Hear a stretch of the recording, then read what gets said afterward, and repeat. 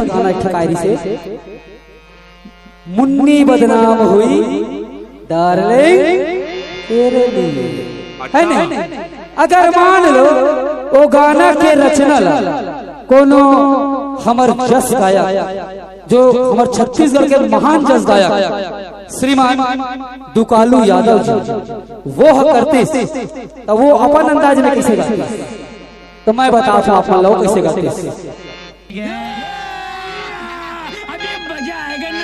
मुन्नी बदनाम हुई डार्लिंग तेरे लिए, मुन्नी बदनाम हुई डार्लिंग तेरे लिए, मुन्नी बदनाम हुई डार्लिंग तेरे लिए, मुन्नी बदनाम हुई डार्लिंग तेरे लिए।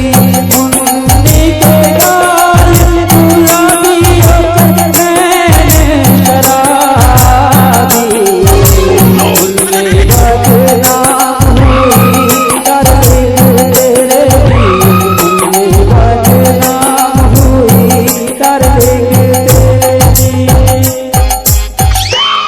अगर मान लो यही गाना है कोनो पंथी में होती कैसे होते, मुन्नी बदनाम हो गए बाबा तारे लेंगे तेरे लिए, मुन्नी बदनाम हो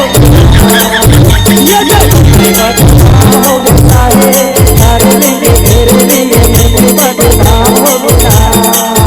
ये मुन्नी के गाल गुलाबी होकर मैं शराबी, मुन्नी बदनाम हो गया। ये मुन्नी के गाल गुलाबी होकर मैं शराबी, मुन्नी बदनाम हो गया। मुन्नी बदनाम हो गए बाबा तारे लेंगे तेरे लिए, मुन्नी बदनाम हो गया। मुन्नी बदनाम हो गया है तारे लेंगे तेरे लिए, मुन्नी बदनाम हो गया। अगर मान लो ये गाना के रचना ला कोनो हमार पंडवानी गायिका श्रीमती तीजन बाई हकरती, तो वो कैसे गाती। ये जब मुन्नी हमके बदनाम हम होंगे, मुन्नी हमके बदनाम जी, ये जब मुन्नी हमके बदनाम होंगे, मुन्नी हमके बदनाम जी। ये जब मुन्नी के गाल गुलाबी है वो, ये जब मुन्नी के गाल नवाबी है वो, ये जब मुन्नी के शराबी शराबी है, ये जब मुन्नी के शराबी है शराबी है। संगवारी